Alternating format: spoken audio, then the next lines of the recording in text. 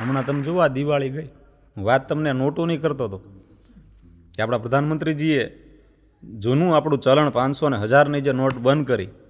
આમ તો સારું મોટી મોટી નોટું જેટલી નીકળી જાય ને, આ મોટી મોટી જેટલી નોટું નીકળી જાય એટલું સારું જ છે. હમણાં એક જગ્યાએ હું બોલતો હતો કે મિત્રો આ કાળું નાણું બંધ થયું છે, જેટલું હોય એટલું કાઢી નાખજો. તો એક ભાઈ મારી પાસે આવ્યો, આવીને મને કહે, એ મારું નામ કેમ લેશો? મેં કીધું ભાઈ મેં ક્યાં તમારું નામ લીધું? આ તમે જોજો હાવ તાજી ટીકડી ટી જોક્સ આપો. અમારે કાં ટીકડી ટી એટલે નવી, અમુક શબ્દ છે ને અમારા બનાવેલા હોય કલાકારના. કાળો નાણા ઉપર બોલતો હતો, મને કહે ભાઈ મારું નામ કેમ ઘડીએ ઘડીએ લ્યો છે? મેં કે મેં તારું નામ ક્યાં લીધું? પ્રધાનમંત્રીજી બહુ સારું કામ કર્યું છે તો આપણે એને સમર્થન આપીએ છીએ. મેં કે ભાઈ કાળું નાણું કાઢવા માટે થઈને ભારતને આગળ લઈ જવા માટે આપણે એનો સાથ આપીએ. મને કે એમ નથી, મારું નામ છે કાળું, મારા બાપાનું નામ છે નાનું, અને તું કયું ના મંડાણો કાળું નાણું કાઢો, કાળું નાણું કાઢો, કાળું નાણું કાઢો. લ્યો આવું થઈ જાય, અર્થનો અનર્થ ઘણી વાર થઈ જાય ભલામાં.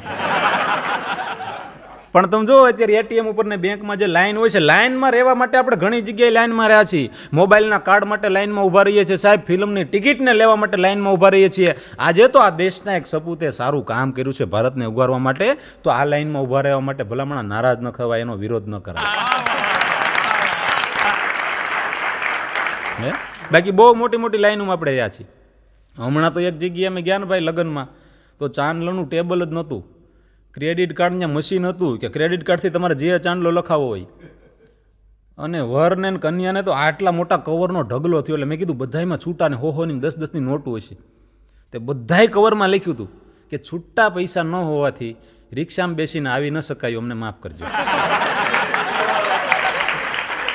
પણ આવી ઝીણી ઝીણી મુસીબતો થોડીક સહન કરવી પડે છે, કારણ કે બહુ સારો સમય જ્યારે રાષ્ટ્રનો આવવાનો હોય ને ત્યારે થોડીક સહનશક્તિ અને ખરાબ સમય થોડોક લાગે. આ ભવિષ્યમાં આ ભૂતકાળની અંદર પણ આપણે જોયેલું છે.